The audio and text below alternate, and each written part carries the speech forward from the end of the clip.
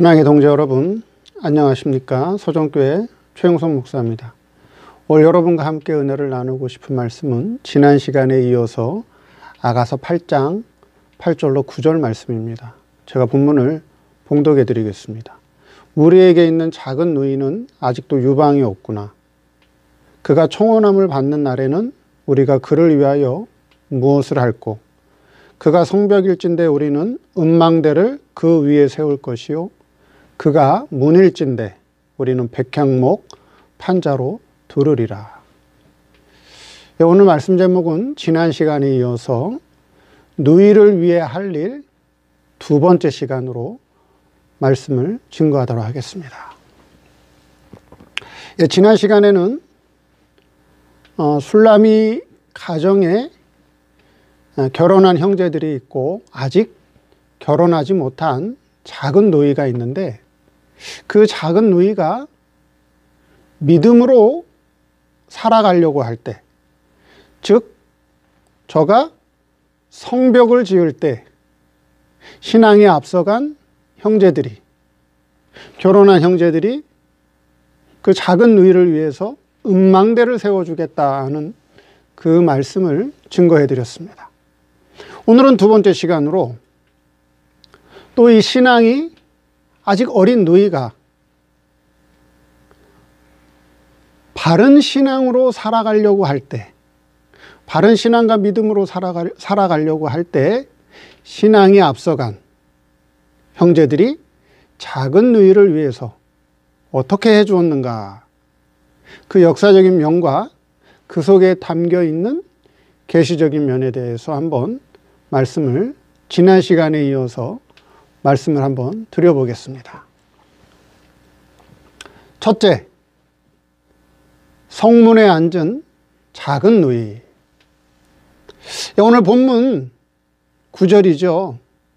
9절에는 뭐라고 나와 있느냐 하면 그가 문일진데 이렇게 되어 있습니다.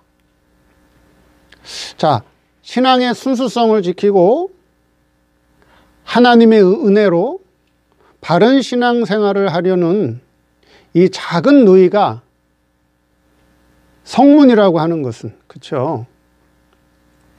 9절에 그가 성벽일진데 우리는 음망대를 그 위에 세울 것이요 그가 문일진데, 그렇죠? 작은 누이가 성문이다, 그렇게 기록되어 있죠. 작은 누이가 성문일진데 그렇게 기록했다라고 하는 거죠. 자, 그러면 작은 누이가 성문이라고 하는 것은, 자, 구약에 기록된 성문이라고 하는, 구약에 기록된 성문이라고 하는 역사적 사건을 통해서, 구약에 기록된 성문, 그 성문을 통해서 일어난 그런 여러 가지 역사적 사건을 통해서 작은 누이의 신앙 중심을 먼저 이해를 해야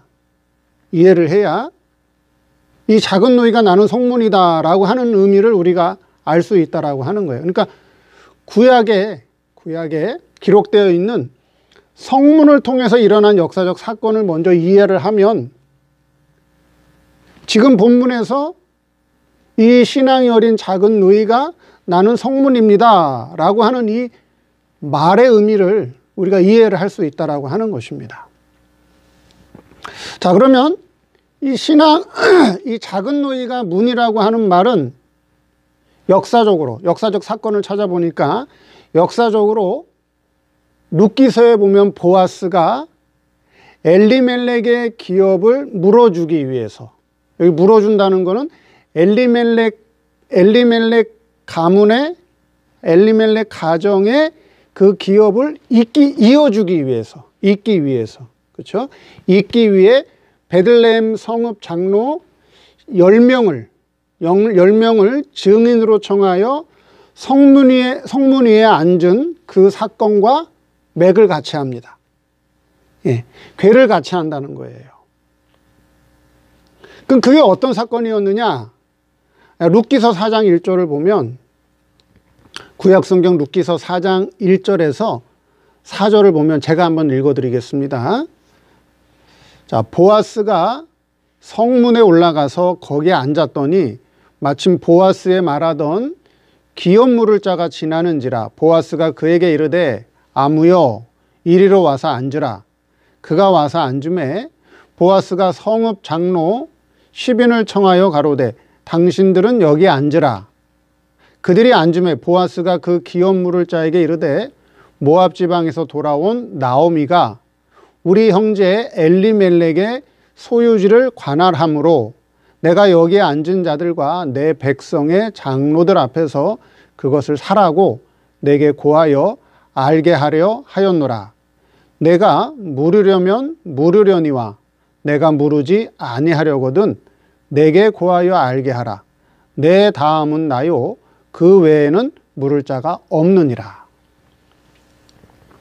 자, 이 룻기서의 이 역사적 사건에서 엘리멜렉 가정의 기업 물을 자가 그렇죠? 가장 먼저 기업을 이어갈 기업을 물을 자가 있었어요. 그 자격을 갖춘 자가 있었습니다.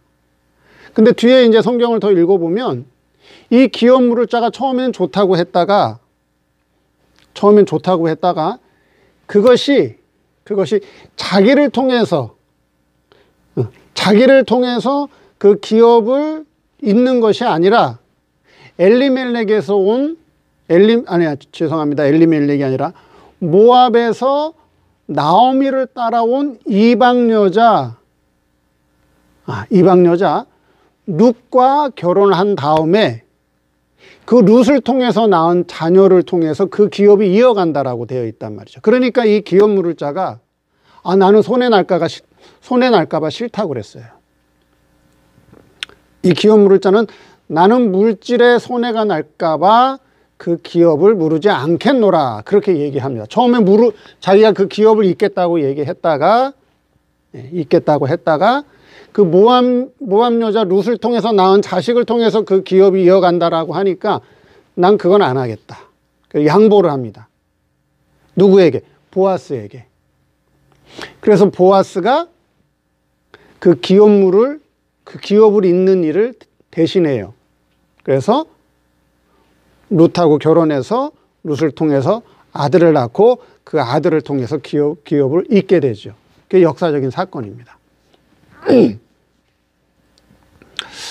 자, 그러면 이와 같은 역사적 사건, 그렇죠? 이와 같은 역사적 사건과 같이 작은 누이가 나는 성문이다라고 하는 것은 단순히 나는 성문이다라고 하는 의미가 아니라 여기서 성문이라고 하는 의미는 성문 위에 앉아 있다라고 하는 의미예요. 성문 위에 앉아 있다. 성문 위에 앉아 있다라고 하는 의미는 뭐냐? 그 말은 어떤 의미라고요? 신앙이 앞선 자들, 즉 지금 나오미 가정에 이미 결혼한 형제들, 여기서 결혼한 형제라고 하는 것은 이미 신앙이 장성한 사람들이라고 하는 거예요. 이미 영적인 신앙 싸움을 많이 경험해 본 사람이라고 하는 거예요. 다른 말로 얘기하면 교회 안에, 그렇죠? 교회 안에 신앙이 장성한 사람들이 있고 아직 신앙이 어린 사람이 있고, 신앙이 장성한 사람은 신앙의 체험을 많이 한 사람들이고, 신앙이 어린 사람들은 아직 신앙의 체험이 없는 자들이고, 그럼 이 신앙의 체험이 없는 자들인데 이 작은 누이와 같이 아직 신앙의 체험은 없지만 신앙에 앞서간 자들의 신앙이 이것이 옳은 것이고 이것이 바른 것이고 내가 이 신앙을 이어가겠다. 내가 이 신앙의 맥을 계승해내겠다. 계승하겠다. 라고 하는 그런 신앙 중심을 가지고 있다라고 하는 의미가 된다 하는 것이에요. 내가 성문이다. 그렇죠? 내가 문일진대라고 하는 것은, 그렇죠? 9절에 그가 문일진대, 즉 아직 이 유방이 없는 작은 너희가 성문이라면 단순히 성문이라고 하는 의미가 아니라 어떤 의미라고요? 그 성문이라고 하는 것은 성문 위에 앉아서 내가 신앙에 앞서간 자들의 신앙의 맥을 이어가겠다. 이 신앙이 옳고 이것이 영원한 기업이고 이것은 나에게 생명과도 같은 것이기 때문에 앞서간 신앙의 사람들의 신앙을 내가 이어가겠다라고 하는 그런 신앙 중심을 가지고 있다라고 하는 의미가 된다라고 하는 거예요. 즉 눈에 보이는 세상적이고 물질적인 것을 중요하게 여기는 것이 아니라 눈에 보이는 세상적이고 물질적이고 육적인 것을 자기가 이어가겠다라고 하는 것이 아니라 그걸 물려받겠다라고 하는 의미가 아니라 보이지 않지만 눈에는 보이지 않지만 영원하고 신령한 신앙의 기업을 잇겠다. 그 신앙의 맥을 잇겠다라고 하는 그 신앙 중심의 표현이 성문이다라고 하는 의미가 된다라고 하는 거예요.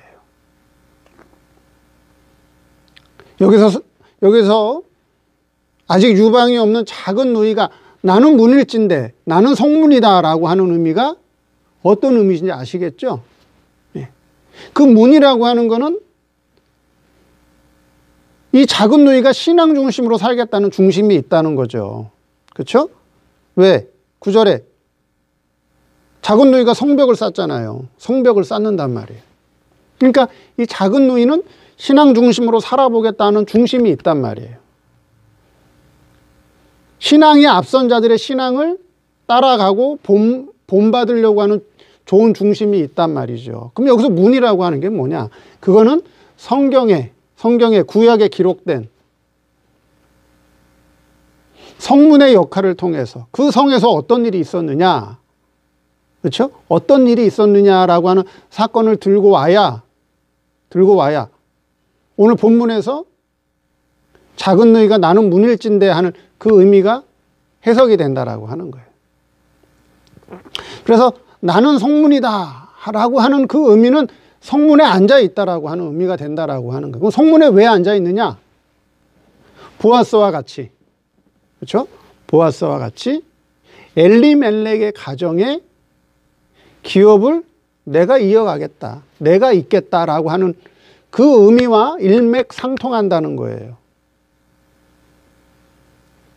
그러면 지금 이 유방이 아직 없는 작은 누이는 눈에 보이는 것, 세상적인 것, 물질적인 것들을 바라보고 소망하고 그것을 잇겠다라고 하는 신앙 중심이 아니라 세상에는 눈에는 보이지 않지만 영원하고 변하지 않는 영원한 아버지 나라의 기업을 잇겠다.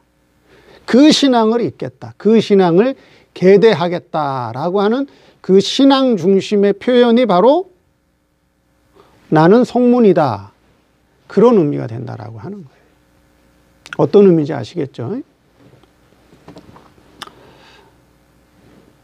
자, 이렇게 바른 신앙 중심을 가지고 앞서간 형제들, 신앙에 앞선 자들의 신앙을 내가 이어가겠다.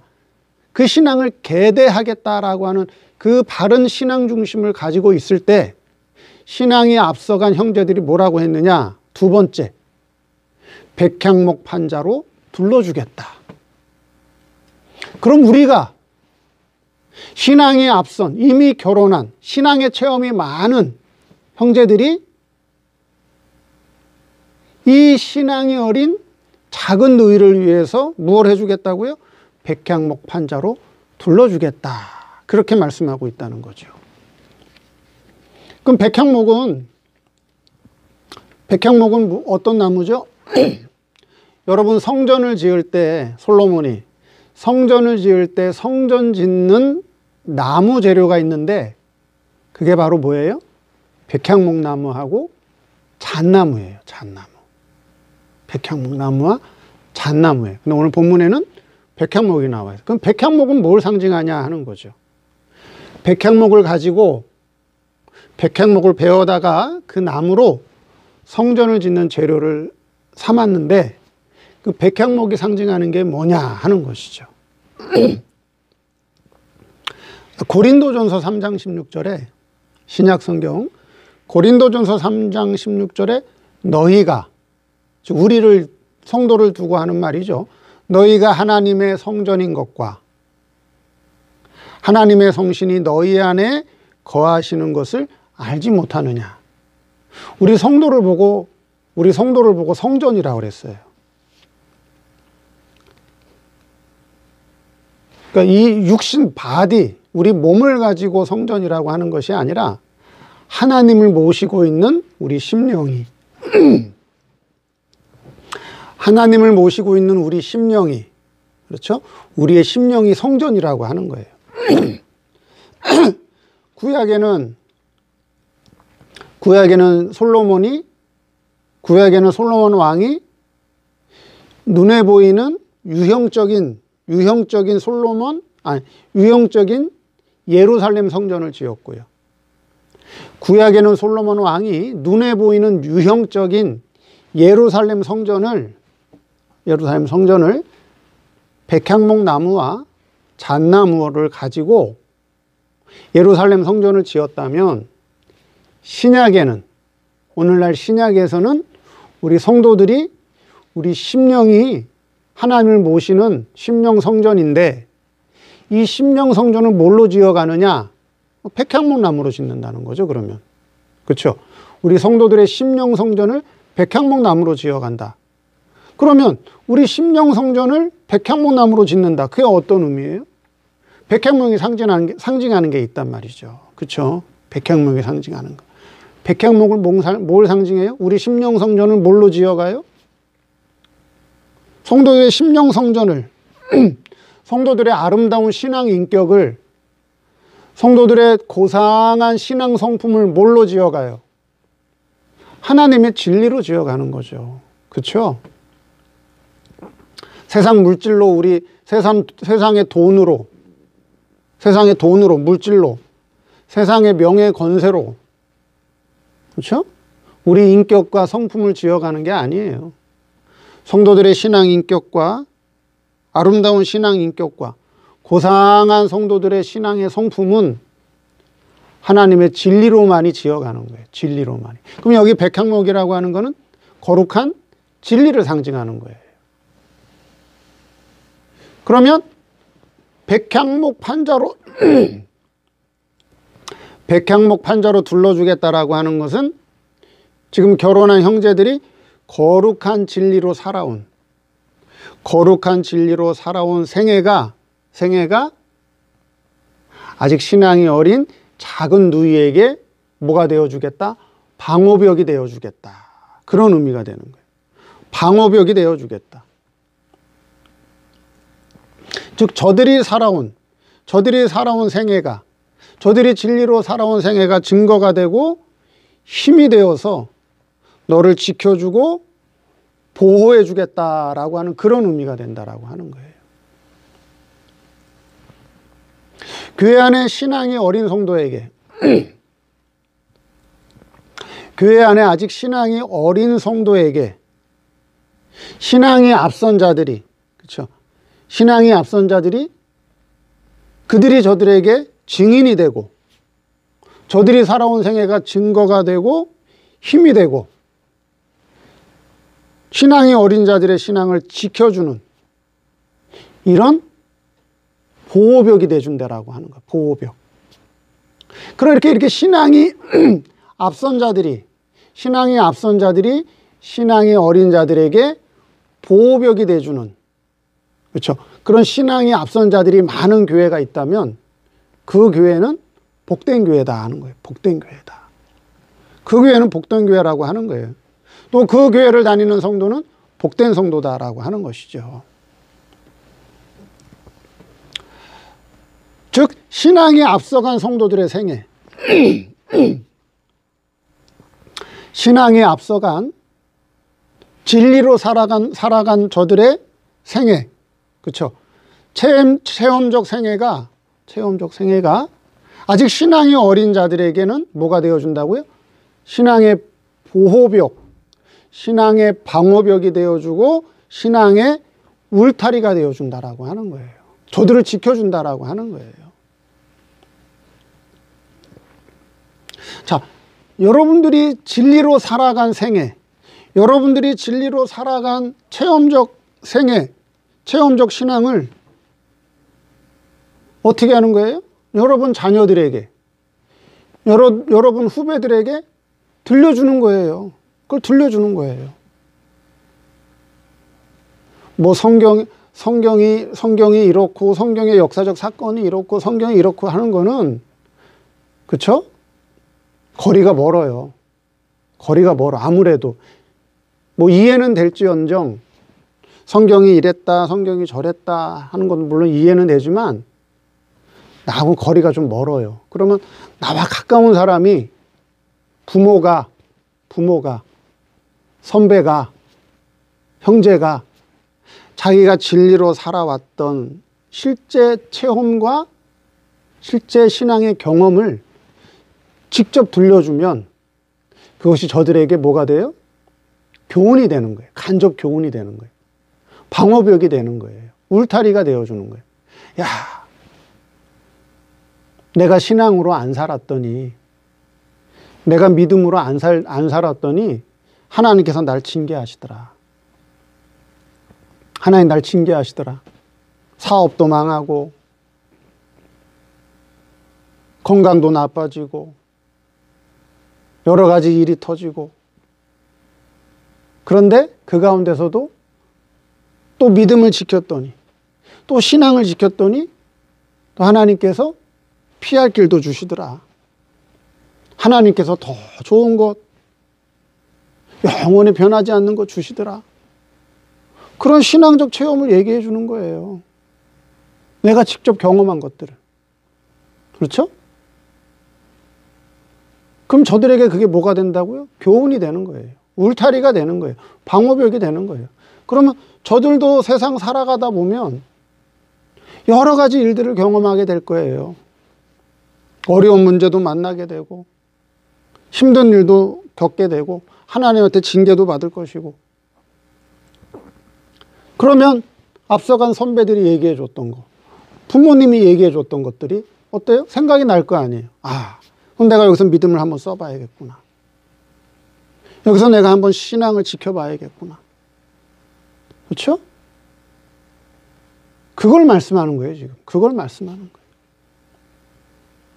우리 스승 목사님도 제자들을 앞에 놓고 성경을 가르쳤지만 성경만 가르치신 게 아니에요.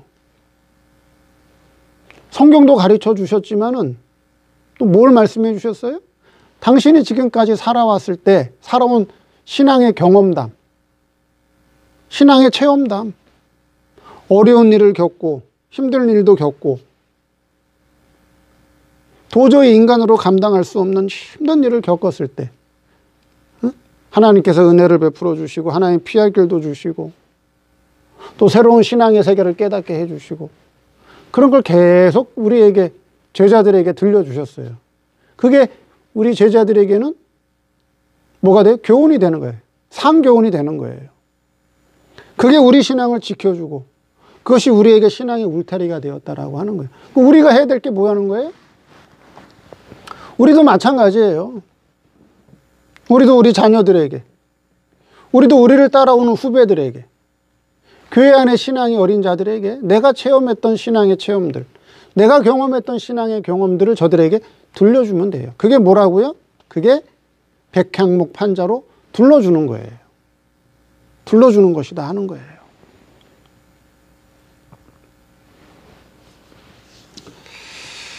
자, 오늘 말씀을 통해서 누이를 위해서 해야 될 일, 두 번째. 그렇죠? 이 누이는, 아직 유방이 없는 이 작은 누이는 신앙의 맥을 잇기 위해서. 눈에는 보이지 않지만, 세상 사람들은 알아주지 않지만, 이 신앙의 맥을 잇는 것이, 이 신앙을 계대하는 것이, 이것이 세상 그 어떤 것보다도 귀하고 값진 것이구나, 이게 영원한 것이구나 라고 하는 것을 깨닫고 그 신앙의 맥을 이어가려고 하는 그 중심을 가지고 있을 때 신앙에 앞선 자들이 자기들이 지금까지 살아왔던 진리로 살아왔던 그 신앙의 모든 체험과 경험을 이 신앙이 어린 작은 누이에게 교훈해주고 또 본이 되는 삶으로 신앙의 벽과 울타리가 되어주겠다라고 하는 것을 말씀하고 있다라고 하는 것입니다. 우리도 그와 같이 진리로 살아온 신앙의 체험들, 거기선 신앙의 실패도 있었을 것이고 신앙의 성공도 있었을 것이고 실패를 통해서 다시 일어나는, 그렇죠? 그런 좋은 경험담들을 우리 후배와 자녀들에게 잘 교훈하는, 그래서 신앙의 맥을 잇게 하는 그런 귀한 사명을 감당하는 저 여러분 되기를 바랍니다. 감사합니다.